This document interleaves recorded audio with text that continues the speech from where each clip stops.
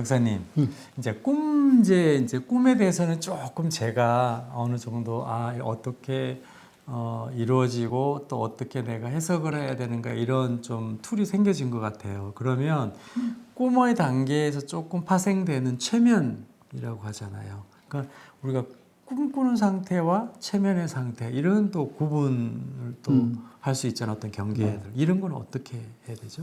그 최면에서 그 이루어지는 거는 그것도 꿈의 원리를 이용한 거예요. 꿈의 원리를 이용한 따지자면. 네. 그런데 이제 요즘 그 방송에도 나오고 뭐 최면 그 쇼도 하고 네네. 이렇게 가만히 보면 그건 최면이 아니에요. 최면해가지고 모두 이제 과거 자기가 뭔가 네. 전생에 공주 왕자가 아닌 사람이 없어. 예. 나라를 다 구하고. 그거는 이제 그렇게 해줘야 또 이제 최면에 걸린 사람이 좋다 그러는데 이거는 이제 이렇게 이해를 할 필요가 있어요. 네. 최면이 어떻게 남았느냐 하면 그게 한 16세기나 15세기쯤 됐을 때예요. 네. 그때 안톤 메스머라는 사람이 있어. 그 사람이 최면술을 처음으로 이제 최면이라는 말은 없어서 그때 네. 최면에 가까운 방법으로 환자를 치료를 했어요. 네. 그 교과서에 나온 책을 보면은 환자를 의자에 앉혀놓고 이제 치료자는 이렇게 서가지고 이렇게 손바닥으로 장풍 네. 여서 이제 기가 나가는 거야. 네. 에너지가 나가가지고 이 환자를 이제 네. 기치료라고 회복시킨다. 그러죠. 네. 이제 그런 개념이에요. 네. 네. 네. 그래서 이제 전문 용어로 하면 인체는 마그네틱 플루이드로 차 있다 이거예요. 예. 동물 자기설이야. 예.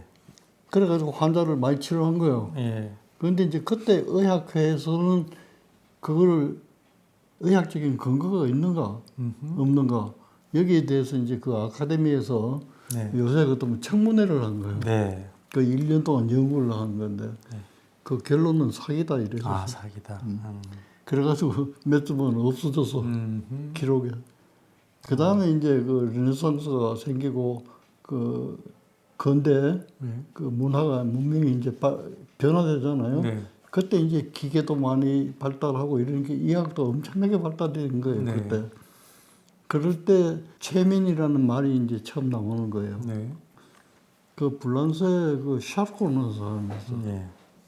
이 사람은 그 당시에 큰 병원의 정신병원의 원장을 했었는데 그 사람 글 써놓은 걸 읽어보면 자기 생애에 히스테리 환자를 최면으로 1만 명을 고쳤다고 돼 있어.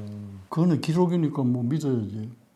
근데 내가 평생 정신과 의사를 하면서 그런 히스테리를 말하자면 고전적인 히스테리, 네.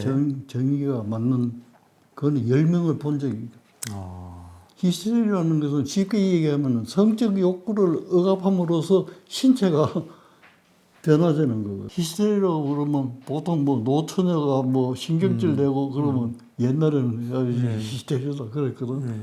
그게 아니고 성적 욕구를 억압시키면은 이 신체적인 정상으로 바뀌어가지고 의식도 잃고 졸도도 하고 그러는 거예요. 네. 그러니까 그 시절은 어떤 시절이냐 보면은 서양에서는 아주 청결 청교도 순결 청결 주의가 만연했을 때야. 그러니까 순결이라고 하는 것은 뭐냐면 성적인 거. 억압을 하고 그 당시 의학적인 주장이 뭐냐면은 남성은 성욕이 있고 여성은 성욕이 없다 이래 돼 있어. 단 여성도 성욕을 느낄 때가 있는데 그것은 창녀다 이래. 그러니까 어떤 여성이 그렇죠. 성욕이 있다고 그러겠어. 그렇죠. 성욕이 있다고 그러면 창녀라고 그러는데 그러니까 억압할 수밖에 없는 거예요. 네. 그 당시 이제 빅토리안 에이지라고 그래서 빅토리아 여왕 시대니까 순결주의가 만연했던데 네. 십자군 시대에도 뭐 정조도 채워놓고 다니고 그랬잖아요. 이제 그런 전통인데 그때 히스테리 환자를 최면으로 고친 거예요. 네. 그래서 프로이드가 유명하지만은 그 샤르코 밑에 가서 최면술을 배운 거예요. 그래서 자기는 돌아와서 개업을 해가지고 최면을 거니까 안 걸리는 거예요. 또. 마법에 안 믿겨. 그게 안 들어. 그러니까 자기가 개발한 게 이제 자유연상 기법이라는 걸 만들어 정신 분석학을 하는 거예요. 그 샤르코라는 사람이 예. 사람은 누구나 체면에 걸린다. 이게 자기 이론이에요. 아, 예. 그런데 이제 그 당시에 같이 그 파리에서 그 교수 생활을 하던 그 베른하임이라는 사람이 베른하임. 있어요. 예. 이 사람은 자기 주장이 뭐냐면 체면이라는 것은 네. 모두 다 걸리는 게 아니다. 네. 체면을 걸고자 하는 사람이 있고 음흠. 그게 걸리고자 하는 사람이 사람이 있어요. 저는 알 것 그래야 같습니다. 걸린다 이게. 네. 나는 걸고 싶은데 상대방이 안 걸리면 안 되잖아요. 예. 근데 이제 그 베른하임은 그런 주장을 했어요. 네. 그 굉장히 그 의학적으로 예. 두 파가 나누어져 가지고 오랫동안 다투었어. 예. 다투었는데 지금 정설은 베른하임의 정설이에요. 예. 그거는 걸리는 사람이 걸리는 거지 예. 아무나 걸리는 게 아니다 이게. 네. 어.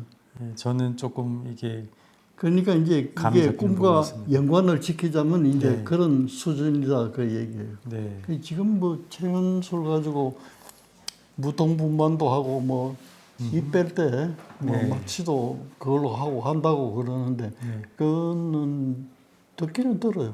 아. 그 일순간 그때 체면 상태가 풀리면 또 도루묵이라. 네. 그러니까 어떻게 보면 이 체면술사들이 어. 하는 기법들이 사이비 교주들이 또 그럼. 이렇게 하는 행위적인 이런 부분 유사한 부분도 그죠. 그거는 이제 충분히 있죠. 체면과 비슷하게 이제 사람을 홀리는 거예요. 홀리는 그러니까 그 체면 행위적인 홀리는 별것 어떤, 아니에요. 기법이라고 하는 것은 예를 들면 내가 체면을 걸자면 이 컵을 자세히 보세요. 집중시키는 거야. 네. 컵이 보입니까? 이러면서 내가 이제 체면을 거는 거예요. 지금 바람 소리가 들리죠? 네. 어떻고 이제 체면을 딱 걸 때는 자 지금부터는 잠을 잔다. 네, 그러면 고개 탁 잡는 거예요. 몰입을 하는 집중시키는 거예요. 네. 집중. 거죠. 네. 저 같은 사람은 잘 걸려요. 그러니까 잘 걸리는 사람이 있고 안 네. 걸리는 사람이 있어요. 네. 스스로도 이제 저는 그런 자기 체면을 네. 걸어도 좋은 거예요. 네, 저는 이런 경험은 있어요. 제가 기도를 할 때요. 우리가 이제 뭐 분심이라 그러거든요. 분심이 생겨나지 않게끔 자기의 어떤 이 집중력을 정말 제로 상태로 이렇게 두려고 하는 그런 마음을 많이 가지거든요. 사실 그런 순간이 지나고 나면 굉장히 이게 좀 맑아지는 느낌이 있어요. 그 자기 체면 같은. 예. 근데 그게 정말 잘 될 때가 있고요. 안 될 때가 또 있어요. 그리고 이제 교인들은 그게 잘 되면은 하나님의 은총을 내가 받았다고 얘기하는 거고, 잘 안 되면 뭐 은혜가 아직 안 내려와서 그렇다고. 알겠습니다. 네, 오늘 또 체면에 대한 거를 꿈이라는 것과 이렇게 연결을 시켜서 이렇게 박사님 또 귀한 말씀 해주셨는데 오늘도 감사드립니다.